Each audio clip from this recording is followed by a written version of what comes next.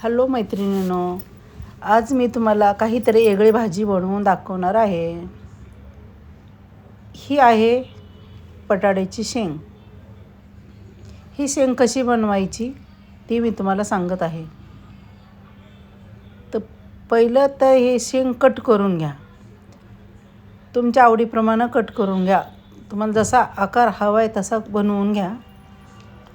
आणि त्याच्यासाठी जे लागतील ती मसाले हे बघा: खोबरं, अद्रक, लसूण, कोथिंबीर, कढीपत्ता हे वाटण तयार करून घ्या. ही बघा, ही शेंग पहिली 50% शिजवून घेतलेली आहे. हिला आता शिजल्याच्या नंतर व्यवस्थित धुवून घ्या.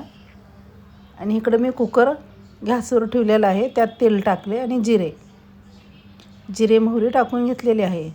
जे आपण वाटण केले ते वाटण घालून घ्या. व्यवस्थित भाजून घ्या. त्याच्यात नंतर काळा मसाला घाला, धने जिरे पावडर घाला, थोडी हळद घाला. व्यवस्थित मिक्स करून घ्या. नंतर शेंग घालून घ्या. शेंगाला पण नंतर व्यवस्थित मिक्स करून घ्या. त्याच्यात चवीप्रमाणे मीठ घाला,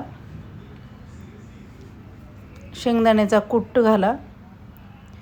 हे भाजलेले शेंगदाण्याचं कूट आहे. तुमच्या आवडीप्रमाणे किती घट्ट किती पातळ पाहिजे ह्याप्रमाणे तुम्ही बनवू शकता. चवीप्रमाणे मीठ घाला आणि नंतर व्यवस्थित मिक्स करून घ्या. आणि त्याच्यात गरम पाणी घालून घ्या. आता त्याचं झाकण लावून त्याच्या 2 शिट्ट्या काढून घ्या. 2-3 शिट्ट्या ज्या प्रमाणात तुम्हाला हव्यात त्या प्रमाणात ती शेंग शिजवून घ्या. आणि कुकरचं झाकण व्यवस्थित लावून त्याच्या 2-3 शिट्ट्या बनवून घ्या. हे बघा, भाजी तुम्हाला कशी वाटते हे सांगा.